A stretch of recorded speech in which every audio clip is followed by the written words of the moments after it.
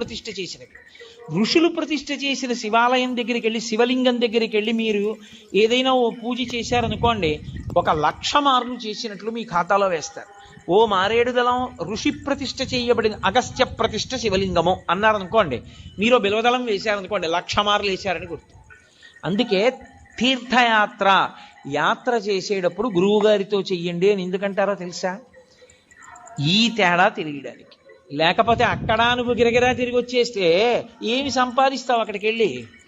ఒరే, దానికి బ్రహ్మసూత్రం ఉందిరా, కాస్త తేనె పోయి హుండీలో ఓ 10 రూపాయలు వేయిరా, ఇంకొక మాట సాష్టాంగం చేయరా అని గురువుగారు చెప్తే కదా నువ్వు ఫలితం పొందేది.